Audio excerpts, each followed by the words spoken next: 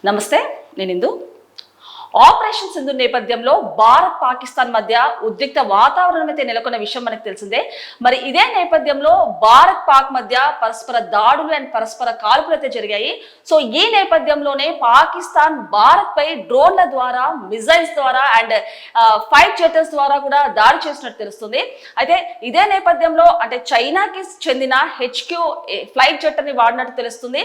And అమెరికాకి చెందిన JF-17 fight జెటర్ ని కూడా పాకిస్తాన్ వాడినట్టు తెలుస్తుంది. సో ఏదైతే పాకిస్తాన్ వాడిన మిజైల్స్ కానివ్వండి, డ్రోన్స్ కానివ్వండి, అలాగే ఫ్లైట్ జెటర్స్ కానివ్వండి, భారత్ అయితే ఎయిర్ డిఫెన్స్ సిస్టమ్ ద్వారా దాన్ని ప్రత్యేకించి దాన్ని బ్రహ్మోస్ అనే క్షిపణులు వాడి దాన్ని స్మాష్ చేసినట్టు తెలుస్తుంది. సో ఇదే క్రమంలో 11 ఎయిర్ బేస్లను కూడా భారత్ దాడి చేసినట్టు తెలుస్తుంది. అలాగే 12 బ్రహ్మోస్ క్షిపణులు కూడా ఈ క్రమంలో ఈ యుద్ధంలో కూడా భారత్ వాడినట్టు తెలుస్తుంది. సో మరి పాకిస్తాన్ వాడినటువంటి డ్రోన్స్ కానివ్వండి, మిజైల్స్ కానివ్వండి, భారత్ ఏ రకంగా తిప్పి సమాధానం చెప్పిందో ఒకసారి మనం చూసే ప్రయత్నం చేద్దాం. సో ఇప్పుడు చూడొచ్చు, పాక్ ఏరేసి ఉచ్చులోకి లాగిన భారత్ ఆ తర్వాత ఏం జరిగిందో తెలుసా? సో చూస్తే గనక పాక్ ను చావు దెబ్బ తీయాలని నిర్ణయించిన భారత్ మే 10వ తేదీన ఓ ఎరను దానిపై విసిరింది. అనుకున్నట్లే ఆత్రంగా స్పందించిన ఇస్లామాబాద్ భారత్ కు అడ్డంగా దొరికిపోయి చావు దెబ్బతిందని చెప్పొచ్చు. అలాగే చైనా విమానాలు, తుర్కీ డ్రోన్లు అంటూ ఏవో మీడియా గంభీర ప్రకటనలు చేసిన పాక్ దెబ్బకు కాలబేరానికి వచ్చింది. అత్యంత నాటకీయంగా జరిగిన ఈ పరిణామాలు తాజాగా వెలుగులోకి వచ్చాయని చెప్పొచ్చు. అలాగే మే 9 నుంచి 10వ తేదీ రాత్రి వేళలో భారత్ లో పౌర విన్యాసాలు, సైనిక స్థావరాలను లక్ష్యంగా చేసుకున్న పాక్ డ్రోన్లను, ఇతర ఆయుధాలతో దాడి చేసింది. దీంతో ఇక ఏమాత్రం ఉపేక్షించకూడదు అనుకున్న భారత్ పాక్ కీలక స్థావరాలను ధ్వంసం చేయాలని నిర్ణయించింది. సో అదే మనం చూసుకున్నామంటే మే 9, 10వ తేదీలలో పాకిస్తాన్ అయితే భారత్ మీద డ్రోన్ల ద్వారా, మిజైల్స్ తో దాడి చేసినట్టు తెలుస్తుంది. సో అలాగే యాంటీ రాడార్ సిస్టమ్ ద్వారా భారత్ కూడా దాన్ని ఘనంగా తిప్పి కొట్టిందని చెప్పొచ్చు. మరి ఈ నేపథ్యంలోనే HQ-9 గగనతల రక్షణ వ్యవస్థకి అడ్డంగా మారిందని గుర్తించి వెంటనే తన డికాయ్ వ్యవహారాన్ని తెరపైకి తెచ్చింది. వాయుసేన ఫైటర్ జెట్లను తలపించేలా సంకేతాలు పంపే కొన్ని రకాల డ్రోన్లను కూడా గాల్లోకి వదిలిందని చెప్పొచ్చు. సో ఈ క్రమంలో చూసుకుంటే చైనా వచ్చేసి HQ-9 ఎయిర్ ఫ్లైట్ జెటర్ ని కూడా పాకిస్తాన్ కు సరఫరా చేసిందని చెప్పొచ్చు. సో ఇదే నేపథ్యంలోనే HQ ఫ్లైట్ జెటర్ ని కూడా భారత్ తిప్పికొట్టిందని తెలుస్తుంది. మరి ఈ నేపథ్యంలో చూసుకుంటే గనక ఇంకేముంది, భారత్ ఫైటర్ జెట్లు దొరికాయంటూ పాక్ HQ-9 సహా ఇతర రాడార్ ఎయిర్ డిఫెన్స్ వ్యవస్థలను యాక్టివేట్ చేసింది. దీంతో మోహించిన ప్రదేశాలను గుర్తించిన భారత్ హరూక్ తరహా ఆత్మాహుతి డ్రోన్లను ప్రయోగించడంతో పాటు పాక్ రాడార్ వ్యవస్థ దెబ్బతిందని చెప్పొచ్చు. సో మరి చూసుకుంటే అంటే సక్సెస్ఫుల్ గా భారత్ అయితే పాకిస్తాన్ ఏవైతే ప్రయోగం చేసిందో HQ-9 చైనాకి సంబంధించిన HQ-9 ఫ్లైట్ జెటర్ ని, అది కూడా సక్సెస్ఫుల్ గా భారత్ అయితే దాన్ని తిప్పి కొట్టిందని చెప్పొచ్చు.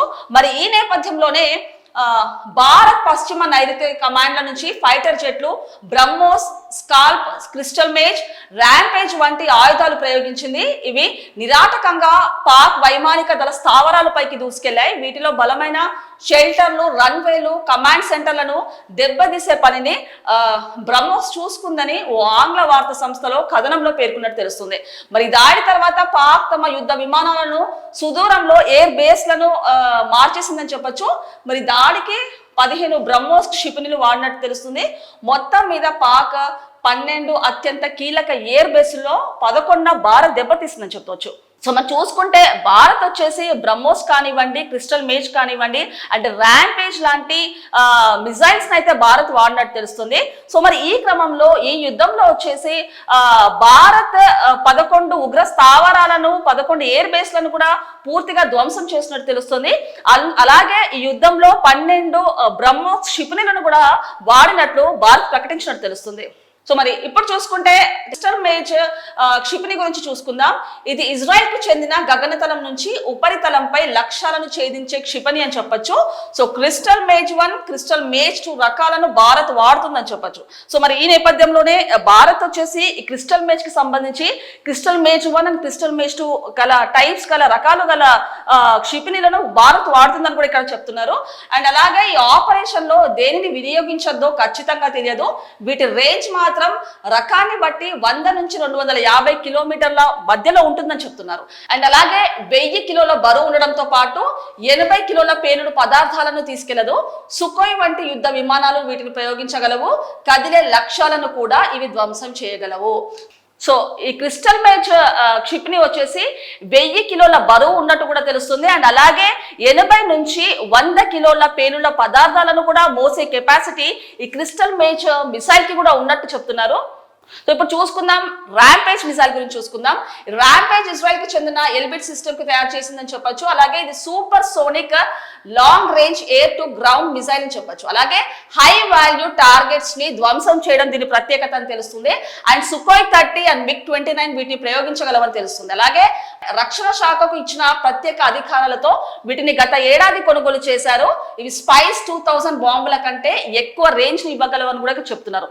సో ఈ ర్యాంపేజ్ మిసైల్ వచ్చేసి ఇజ్రాయెల్ కి చెందిన ఎల్బిటి సిస్టమ్ రూపొందించిందని చెప్పొచ్చు. సో ఇది వచ్చేసి స్పైస్ 2000 బాంబుల కంటే ఎక్కువ రేంజ్ ని కూడా ఇవ్వగలవంటూ కూడా ఈ ర్యాంపేజ్ మిసైల్ చూపిస్తుందని కూడా చెప్పొచ్చు. మరి తర్వాత చూసుకుంటే కనుక నాగోర్నో కారోబాక్ ఎత్తులు ఇక్కడ పారలేదు. నాగోర్నో కారోబాక్ యుద్ధ సమయంలో అజర్బైజాన్ కూడా సోవియట్ కాలం నాటి ఏఎన్ యుద్ధ విమానాలను డ్రోన్లుగా మార్చి అర్మేనియాపై తొలుత ప్రయోగించినట్టు తెలుస్తుంది. సో దాన్ని ఎయిర్ డిఫెన్స్ కూడా పూర్తిగా కూల్చేశాయని కూడా చెప్తున్నారు. అయితే ఈ సమయంలో అజర్బైజాన్ దళాలు ఆ గగనతల రక్షణ వ్యవస్థను స్థావరాలను గుర్తించి వాటిపై అయితే దాడి చేసినట్టు తెలుస్తుంది. సో ఇప్పుడు చూసుకుంటే నాగోర్నో కారోబాక్ యుద్ధ సమయంలో కూడా అజర్బైజాన్ AN-2 యుద్ధ విమానాన్ని డ్రోన్లుగా మార్చి అర్నియాపై అయితే దాడి చేసేందుకు ప్రయత్నించినట్టు తెలుస్తుంది. సో ఆ డ్రోన్ ని కూడా ఎయిర్ డిఫెన్స్ పూర్తిగా ధ్వంసం చేసినట్టు తెలుస్తుంది. మరి దీంతో అర్నియా గగనతలానికి రక్షణ లేకుండా పోయింది. సో దీంతో అనంతరం అజర్బైజాన్ డ్రోన్లు విజృంభించి విజయం సాధించాయి. దీనికి తుర్కియా వ్యూహ రచన చేసింది. తాజాగా భారత్ పై అలా చేద్దామని పాక్ చేస్తున్నట్టు తెలుస్తుంది.